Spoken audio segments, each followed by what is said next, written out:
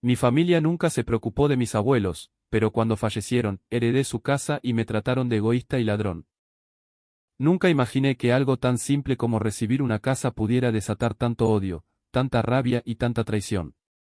Yo me llamo Samuel, tengo 29 años y crecí en un pequeño pueblo de Córdoba, Argentina.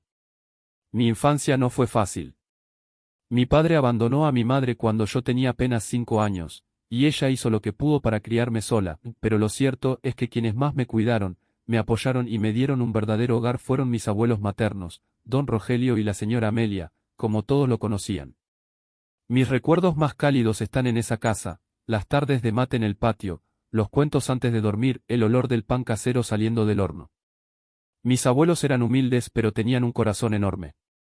Siempre me hicieron sentir importante como si valiera la pena, como si tenerme cerca era una bendición. Cuando crecí intenté devolvérselo. Trabajaba todo el día, y en las noches me escapaba a su casa para llevarles las compras, ayudarles a limpiar o simplemente estar ahí.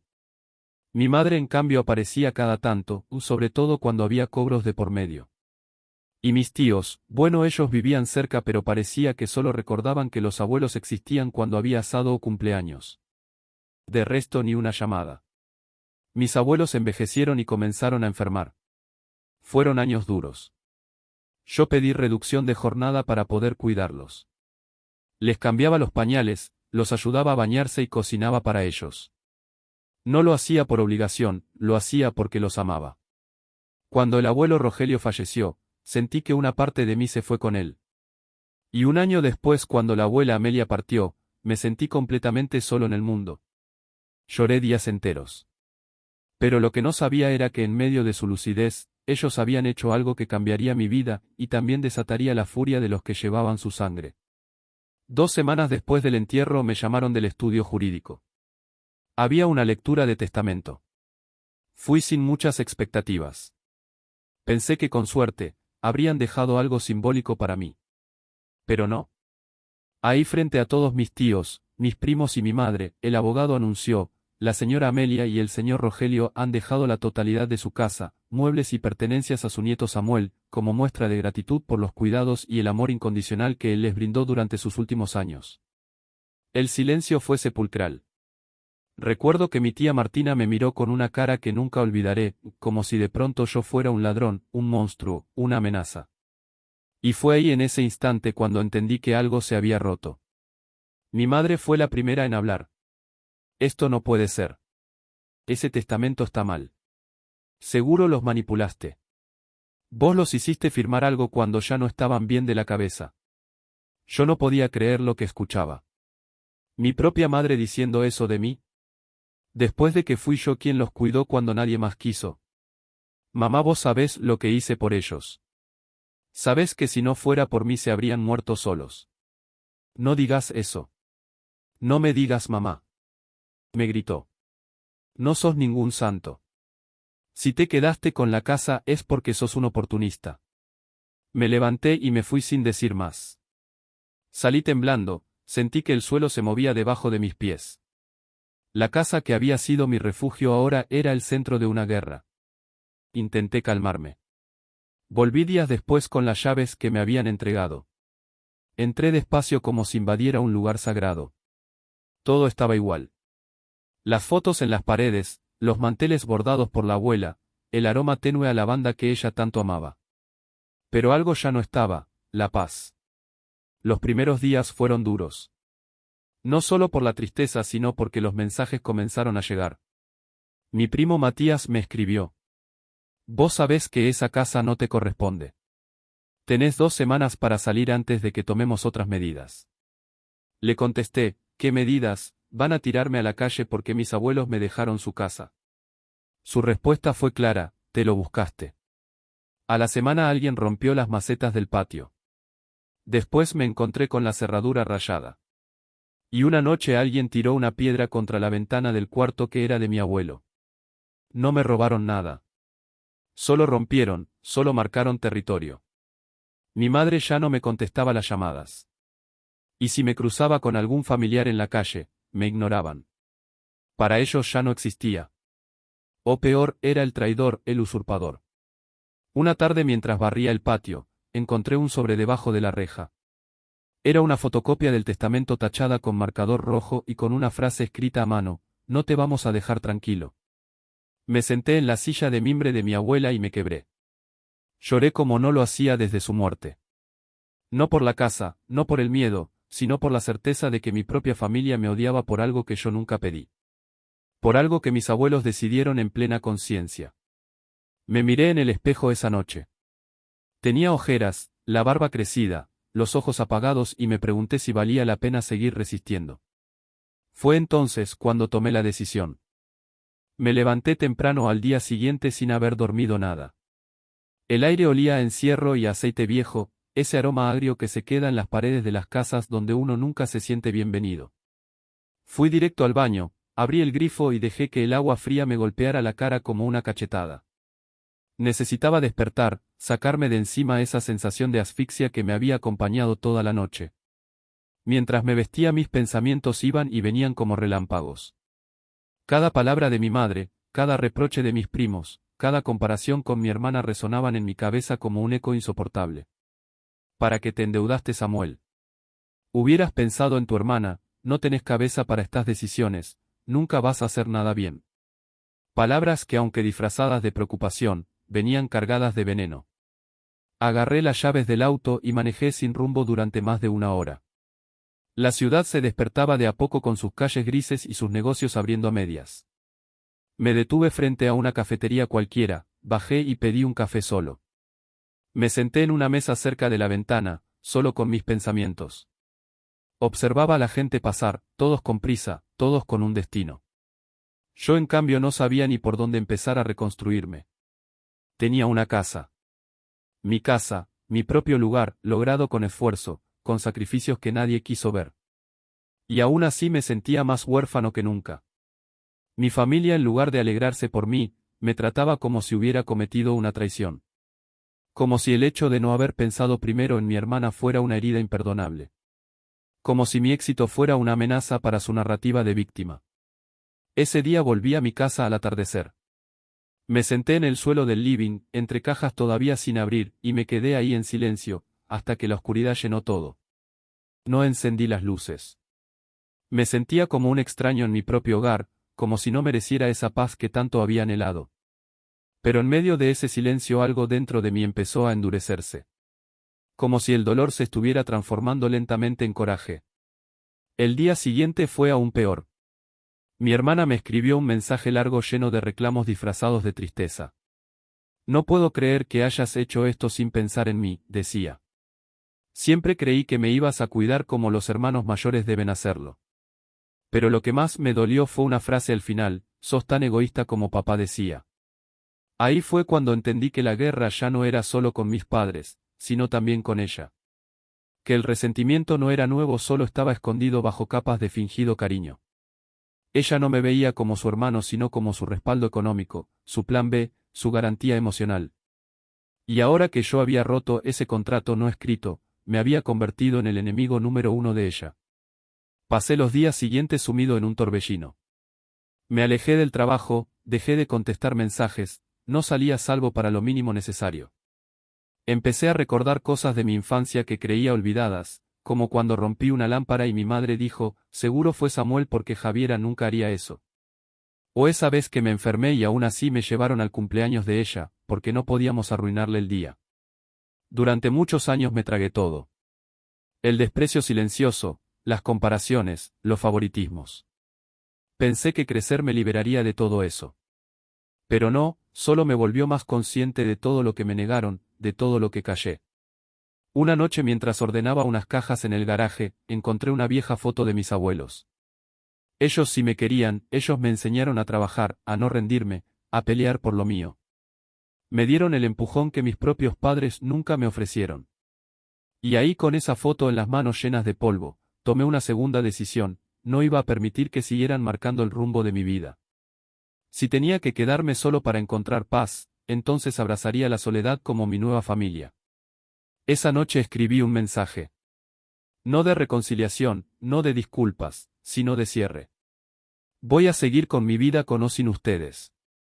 No necesito permiso ni aprobación, estoy cansado de mendigar amor donde solo hay manipulación. Si algún día quieren hablar, bien.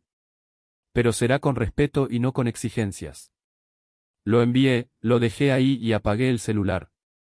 Porque hay cosas que duelen más que estar solo, como estar rodeado por quienes quieren verte hundido. Me desperté al día siguiente con el ruido del mensaje de mi jefe: no llegues tarde hoy. No había buenos días, no había un cómo estás. Como si todo el mundo esperara que uno simplemente funcione como un engranaje más. Fui al baño, me miré otra vez, la cara hinchada de no dormir bien. Me lavé con agua helada para despertar, pero el alma, esa seguía dormida o quizás rota. Salí de casa con el estómago vacío y la cabeza llena. Caminé hacia el paradero y mientras esperaba el bus vi a una señora con su hijo pequeño dándole una galleta y sonriéndole. Esa escena simplemente me partió por dentro. Pensé en mamá, cuando fue la última vez que me sonrió así. Quizás cuando tenía 7 años, tal vez menos. Desde que murió mi abuela todo en casa se volvió funcional: comer, dormir, hablar, nada tenía cariño, todo era por compromiso. En el trabajo me tocó hacer el doble turno porque uno de los chicos faltó. Nadie agradeció que me ofreciera a cubrirlo. Ni una palabra. Solo un: apúrate Samuel que tenemos que cerrar a las 9.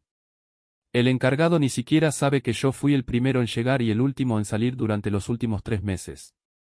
A nadie le importa tu esfuerzo cuando no les conviene verte bien. Cuando salí llovía.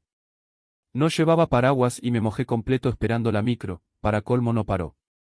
Me fui caminando hasta la casa, 40 minutos de agua helada, pisando charcos, sintiendo cómo se me empapaban los calcetines. Cada paso era una mezcla de frío y rabia contenida. Pensaba: esto es lo que me tocó. ¿Esto es todo lo que valgo? Llegué empapado a casa. Me quité los zapatos y el agua goteó en el suelo. En la cocina escuché a mi madre hablándole por teléfono a mi hermana: sí, sí hija, no te preocupes, ya veré cómo te ayudo. Lo que sea por ti, tú sabes. Me quedé parado quieto, solo escuchando. Ella no sabía que yo estaba ahí. Y yo tampoco entendía cómo podía haber tanto amor para unos y tanta indiferencia para otros. Fui a mi pieza, encendí la estufa a leña, me senté en el borde de la cama y dejé que el calor se mezclara con las gotas que aún me chorreaban del pelo. Recordé cuando tenía 14 y soñaba con estudiar diseño gráfico. Me encantaba dibujar, pasarme horas en el cuaderno haciendo caricaturas, soñando con estudiar en Rosario o en Córdoba capital. Pero cuando le conté a mi padre, solo me dijo: eso no sirve para nada.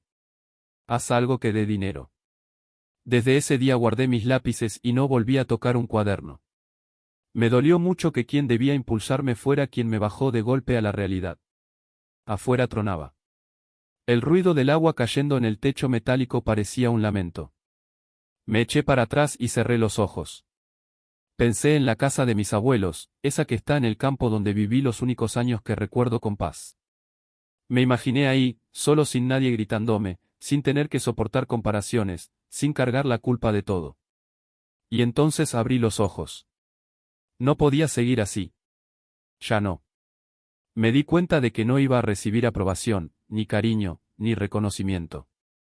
Lo había intentado todo: callarme, ayudar, esforzarme más, y cada vez me apagaba un poco más. Y ahora ya no me quedaba nada de luz. Me levanté, busqué una mochila vieja que tenía guardada en el closet y comencé a meter cosas. No muchas. Un par de pantalones, un par de poleras, un abrigo grueso, un cuaderno que guardaba con bocetos antiguos, y una carta que mi abuela me dejó antes de morir. Mientras guardaba todo mis manos temblaban. No era miedo, era una mezcla de angustia y determinación. Sabía que esta vez si salía por esa puerta no iba a volver. No iba a explicar nada, no iba a pedir permiso, iba a hacer algo por mí. En eso, entró mi madre a mi pieza sin tocar la puerta como siempre. Me miró de arriba abajo, notó la mochila. ¿Y ahora qué?, dijo con tono burlón. ¿Vas a hacerte el ofendido? ¿Te vas a ir como si fueras una víctima? La miré. La miré por primera vez sin miedo. Y le respondí con calma: no soy una víctima. Solo estoy harto de mendigar el amor que debería haber recibido sin tener que ganármelo. Ella se rió. Una risa seca y hueca. Qué dramático saliste. Igual a tu padre. Y salió cerrando la puerta con fuerza. Pero esta vez su comentario no me hizo daño. Sentí un alivio, un cierre. Me senté en la cama otra vez. Miré la mochila, respiré hondo y apagué la estufa. Y justo antes de salir, tomé la carta de mi abuela. Esa que empezaba con: querido Samuel, nunca olvides que tú mereces algo más que esta casa rota. Y entonces lo supe. Lo supe con cada célula de mi cuerpo. Había llegado la hora de vivir por mí. Y sin mirar atrás, abrí la puerta y me fui. El primer lugar al que fui fue la casa de Mateo, un compañero del trabajo que me había ofrecido una vez quedarme si alguna vez me echaban. No me había echado nadie, pero sí me había ido yo. Y aunque me costó pedir ayuda, no tenía otra opción. Toqué la puerta pasadas las 11 de la noche. Estaba empapado otra vez, y temblando. Mateo abrió con cara de sorpresa, pero no preguntó mucho. Me hizo pasar, me dio un café y me prestó una manta. Me quedé esa noche en su sofá con la cabeza hirviendo de pensamientos. ¿Qué iba a hacer al día siguiente? No tenía ahorros, ni una red de apoyo, ni siquiera un plan. A la mañana siguiente me desperté antes que todos, barrí un poco, ordené la cocina, y cuando Mateo se levantó, le agradecí y le dije que me iba. Él insistió en que podía quedarme unos días, pero no quise abusar. No quería ser carga de nadie. Ya bastante me habían hecho sentir eso toda mi vida. Salí a la calle con la mochila al hombro, el estómago vacío, y sin rumbo fijo. Fui caminando hacia el centro buscando algún aviso de trabajo temporal, algo que me diera un poco de dinero para no caer en la calle. Pero no había mucho. Solo papeles viejos, gente apurada, y rostros que no te miran a los ojos. Pasaron los días. Dormí una noche en una pensión barata, otra en una plaza donde una señora me ofreció una frazada vieja, otra en un paradero cerrado donde los perros callejeros se acurrucaban cerca para escapar del frío. Me hice amigo de un tipo llamado Cacho, un hombre de 60 que vivía en la calle desde hace años.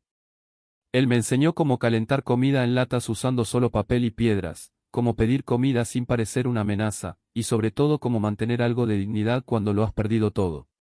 Un día me senté en la vereda de una iglesia. Estaba lloviendo y había barro por todos lados. Nadie se detenía. Tenía hambre, el cuerpo dolorido, la cabeza a punto de estallar. Y en ese momento pensé, quizás mi mamá tenía razón, quizás no sirvo para nada. Pero entonces recordé la carta de mi abuela. La saqué de la mochila, estaba arrugada, con manchas de humedad. Leí su letra temblorosa. Tú vales más que esta tierra seca, hijo. Tú eres raíz nueva. No dejes que los secos te quiten el agua. Y eso me dio fuerza. Al día siguiente fui a buscar trabajo en un restaurante. Me dijeron que no necesitaban personal. Luego fui a una obra de construcción, les ofrecí trabajar por comida si era necesario. El capataz me miró de reojo y dijo: mañana 6 a.m. Si no llegas, no vengas más. Llegué a las 5:30. Comencé cargando sacos de cemento, limpiando escombros, corriendo como si tuviera que demostrarle al mundo que merecía estar ahí. No me importaba que me pagaran poco. Estaba agradecido de tener una pala, un casco y una tarea. Me dolía todo el cuerpo, pero por primera vez en días, sentí que avanzaba. Pasaron las semanas.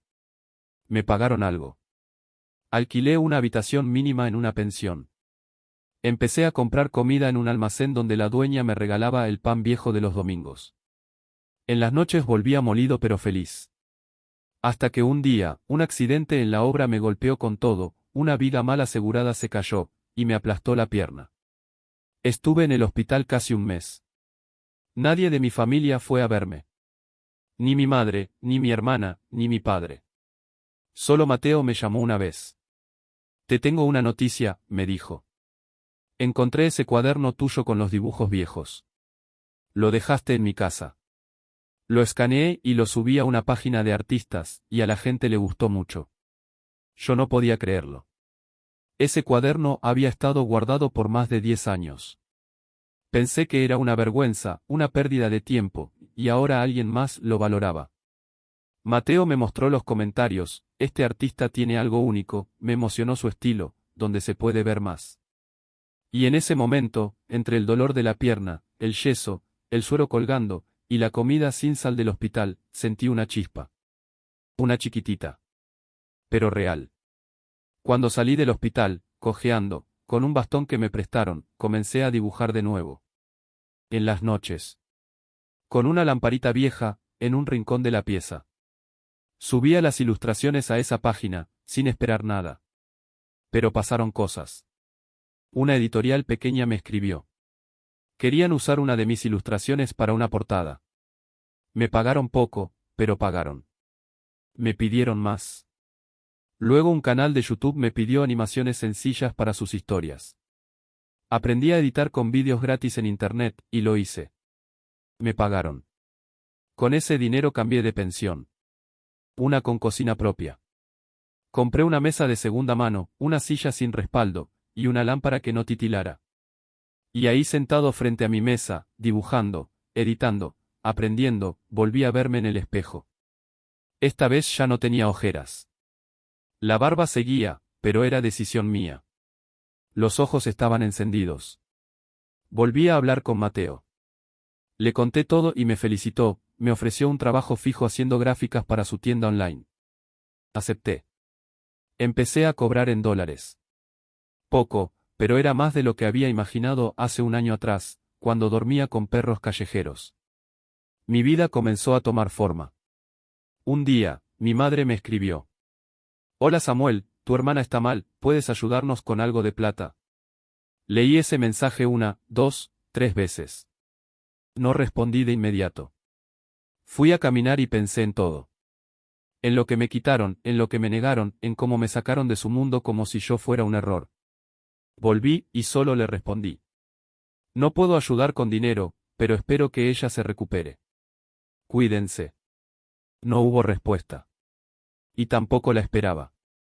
Al final decidí vender la casa que había dejado tirada para no tener problemas con ellos, pero tampoco se la iba a regalar a nadie de la familia, menos después de todo el daño y los malos tratos que tuve de ellos hacia mí. Con la plata me compré una casa en otra ciudad, lejos de todas esas personas que tanto daño le hicieron a mi vida. Porque ahora yo ya no vivía esperando. Ahora vivo decidiendo. Y por eso estoy acá, contando esto. Porque si tú que estás viendo este vídeo estás sintiendo que no perteneces, que no sirves, que eres una carga, y quiero que sepas que eso es mentira. Te lo dijeron tantas veces que lo creíste, pero no es verdad. Yo lo creí también. Y estuve al borde de desaparecer.